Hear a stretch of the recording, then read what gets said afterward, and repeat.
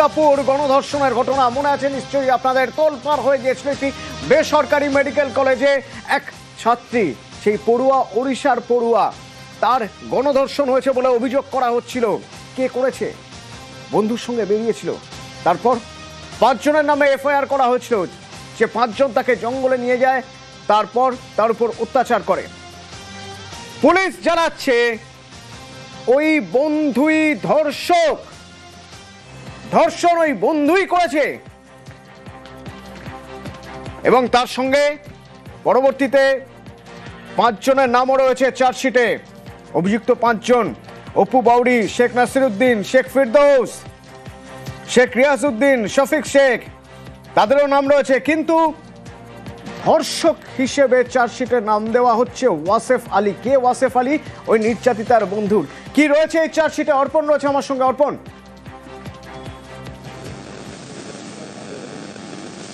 দেখো, একেবারেই কিন্তু দুর্গাপুর পুলিশের তরফ থেকে আদালত, দুর্গাপুর মহকুমা আদালতে চার্জশিট জমা পড়লো এবং এই চার্জশিটে যে নির্যাতিতা, অর্থাৎ নির্যাতিতার যে সহপাঠী রয়েছে, তার বন্ধু ওয়াসেফ আলী, তার নাম কিন্তু উল্লেখ রয়েছে চার্জশিটে এবং ধর্ষক হিসাবে তার নাম উল্লেখ রয়েছে চার্জশিটের মধ্যে।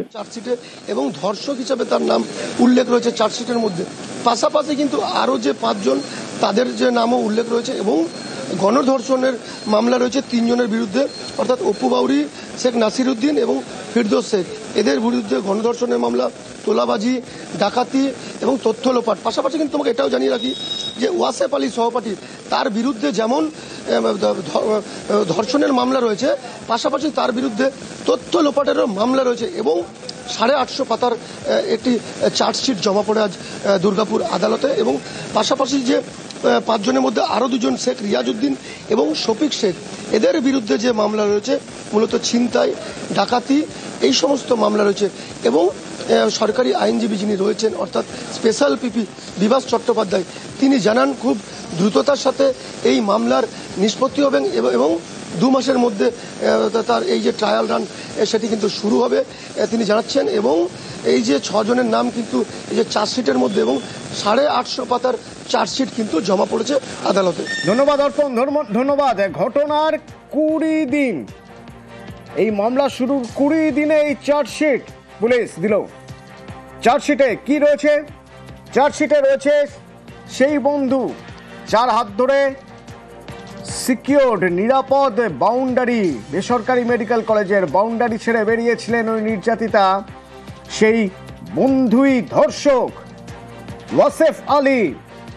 আরো 5 জনের নাম রয়েছে: অপু বাউরি, শেখ নাসিরউদ্দিন, শেখ ফিরদৌস। গণধর্ষণ, তোলাবাজি, ডাকাতির মামলা শেখ রিয়াজউদ্দিন, শফিক শেখ, তাদের বিরুদ্ধে ডাকাতি ও ছিনতাইয়ের মামলা রয়েছে। ধর্ষণ করেছে ওয়াসেফ আলী, ওই নির্যাতিতার বন্ধু, বলছে পুলিশ। পুলিশের চার্জশিট তো তাই বলছে। বিশেষ সরকারি আইনজীবী বিভাস চট্টোপাধ্যায় কি বলছেন? আপনারা জানেন যে 10 তারিখের ইনসিডেন্ট, আজকে আমাদের চার্জশিট জমা পড়ে গেল 30 তারিখের মধ্যে, অর্থাৎ 20 দিনের মধ্যে। আমাদের এই কেসে যে সেকশনে চার্জশিট জমা পড়লো সেটা হলো সেকশন 70 সাবসেকশন 1, মানে গ্যাং রেপ, সেকশন 74, 76, 78, 75, 79, অর্থাৎ আউটরেজ টু দ্য মডেস্টি বা ক্রাইম এগেনস্ট উমেনের যে কটা সেকশন রয়েছে সেগুলো সব। এর সাথে আমাদের এক্সটর্শন, ডাকাতি, একে রেস্ট্রেন করে ক্রাইম করা, এইরকম আমাদের বিভিন্ন সেকশনে চার্জশিট জমা পড়েছে। আমরা প্রেয়ার করেছি স্টেটের তরফে যে যাতে কাস্টডি ট্রায়াল হয়, মানে খুব তাড়াতাড়ি ট্রায়ালটা শুরু হয় এবং শেষ হয়। ওই নির্যাতিত সহপাঠী, তাকে কি সেকশন দেওয়া হয়েছে?